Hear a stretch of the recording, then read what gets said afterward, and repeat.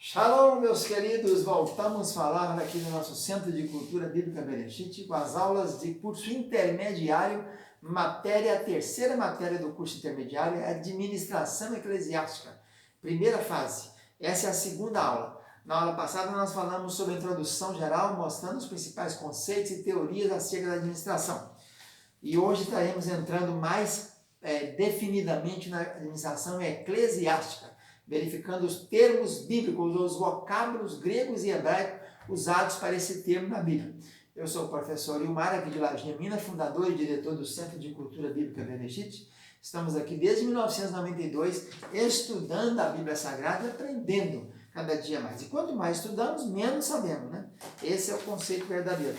A Bíblia, então, cita algumas palavras, vocábulos, que encaixaria nesse termo administrador, né? Então, a missão da igreja é ser serva de Jesus Cristo pelo culto permanente e exclusivo à Trindade, pelo amor interno que confraterniza seus membros, pela fidelidade às Escrituras, pela igualdade de seus componentes, pela missão evangelizadora entre todos os povos e pelo incansável testemunho cristão. Então, vamos ver aqui qual que é o termo bíblico para administração, tanto no Velho Testamento como no Novo Testamento, né? A palavra, então, primeiro vamos começar pelo Velho Testamento. A gente encontra alguns versículos no Velho Testamento, como em Isaías, por exemplo, você encontra uma referência que havia nos palácios reais, tanto no reino de Judá, que era Judá e Benjamim, como no reino do norte, que eram as 10 tribos que se rebelaram depois da morte de Salomão, com Jeroboão, o primeiro rei, que reinou 22 anos, enquanto no sul reinou Roboão, apenas 17 anos. A gente vai encontrar muito o termo mordomo ou administrador. Você encontra lá, por exemplo, né, no tempo do rei. Mas antes de falar dos reis, vamos encontrar a primeira palavra para mordomo aqui na Bíblia, que é Gênesis 15, 2. Abrão teve um mordomo. Quando o Senhor veio falar com ele que ele ia ter filhos, né, que a geração dele ia ser muito grande, que olha para a estrela do céu e veja quantos serão, ele disse, mas como pode ser isso? Se o meu mordomo, se o meu herdeiro é o Damasceno Eliezer. Eliezer era uma pessoa estrangeira, que era o mordomo da casa de Abrão. E foi esse mordomo da casa de Abrão que foi lá em Padã Arã buscar a Rebeca para Isaac, né? Gênesis 15, 2. Na palavra hebraica aí, a gente encontra como onde se fala mordomo ou herdeiro, na verdade ele estava escrito filho, bem. A palavra é bem. Bem é filho. Então aí não dá para fazer um pensamento da palavra, porque na palavra bem é filho não encaixaria aqui. Então a tradução mais correta seria herdeiro mesmo. Como é que vai ser isso, meu Deus? Como eu vou ter tanta gente se eu nem filho tenho o meu herdeiro aqui, o meu lugar de filho, entre aspas, é um estrangeiro, né? Mas então, andando um pouco mais, a gente encontra em Gênesis 41, 34, a primeira referência administradora aí, quando José, lá no Egito, né, passa para Faraó o sonho, ele diz, coloque Faraó administrador em cada cidade do Egito, em cada província, em cada local, para que eles ajuntem trigo nesse tempo de fome, para depois poder distribuir no tempo da seca. Então a palavra aparece aí, a palavra pakid. Pakid aparece 13 vezes no Velho Testamento, no sentido de encarregado, supervisor, administrador, oficial, mordomo. Depois você encontra ela lá em Juízes, 9 de Gênesis vai para Juízes, 9, 28. Quando Abimeleque, filho de Gideão, né, com a concubina, ele tinha na cidade lá de Siquém um administrador chamado Zebul. Zebul, Juízes 9, 28, era administrador de Abimeleque na cidade de Siquém.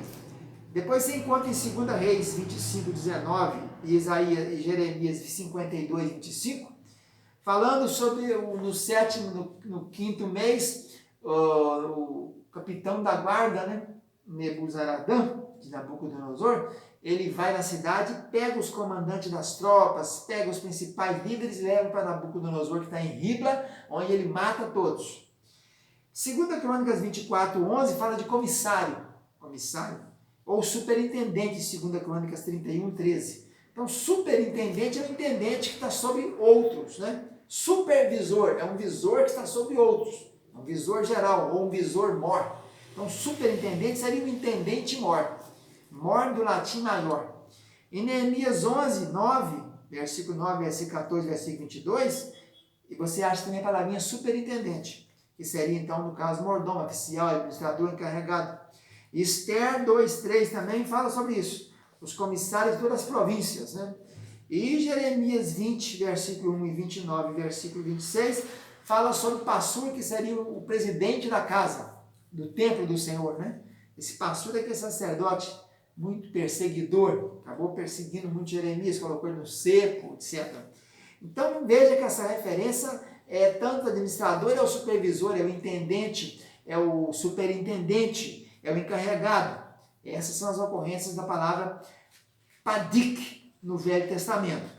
E aparece a palavra também mordomo, que é outro nome, bait. Nesse caso aqui, referência à casa, já começa a se aproximar do grego.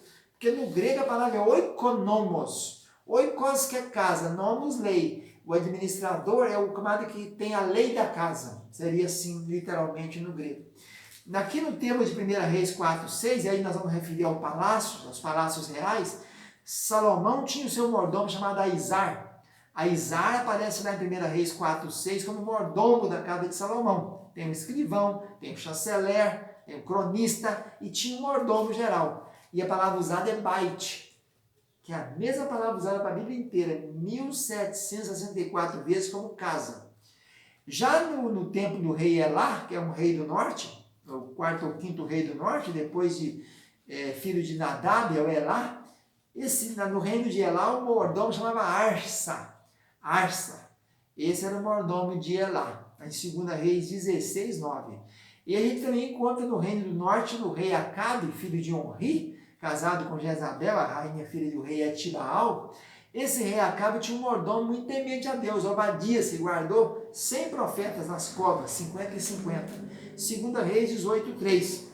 Nós encontramos ainda uma outra palavra no Velho Testamento, além dessa bait aí para esses mordomos aí, também citando bait ainda, a gente tem o mordomo lá de Isaías 22:15, Sebna, o mordomo. E a gente encontra ainda também a palavra bait para o mordomo no tempo do rei Ezequias, que era o filho de Ilquias, chamado Eliaquim. Eliaquim era o mordomo do rei Ezequias. E aparece em Isaías 36:3, versículo 22, Isaías 36, versículo 3 e 22, Isaías 37, versículo 2.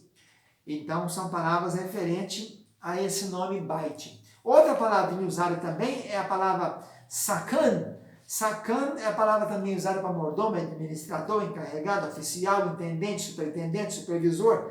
Essa palavra aparece 10 vezes no Velho Testamento. E está relacionada com esse verbo sacar, quer dizer ser útil, ser benéfico. Então seria um servidor, um cuidador, né? E nós encontramos aí um desses camaradas, seria Asricão. Asricão era o mordomo do rei Acais. No tempo do rei Acais, que é pai de Ezequias, né? Ele era esse oficial que está lá. E foi morto pelo rei de Israel chamado Peca. A palavra aí no original é a palavra Nagid. Nagid, ela aparece como líder, capitão, a maioria das ocorrências, aparece 44 vezes no Velho Testamento, a maioria das ocorrências é príncipe. É príncipe. Então é isso aí, nessa aula de hoje nós procuramos mostrar as ocorrências da palavra administrador, mordomo, encarregado, supervisor, superintendente, intendente, cuidador, servente, no Velho Testamento.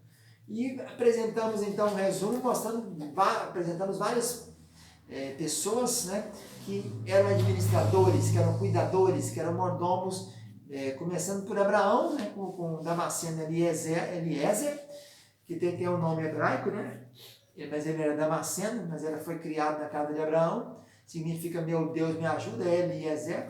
E depois passamos para mostrar os palácios. Todos os palácios tinham aí seus mordomos, tinham os seus encarregados, seus superintendentes, seus intendentes, né? Aquelas pessoas que administravam. Então, veja você que a administração, ela já vem de muito tempo, desde os primórdios, né, da Escritura Sagrada. Sempre teremos que ter alguém que dirija, né? Que saiba conduzir, não somente na área de liderar em si, mas também na administração no sentido de economia, no sentido de distribuição, de hierarquia, em diversos sentidos, né? Sempre teremos que ter.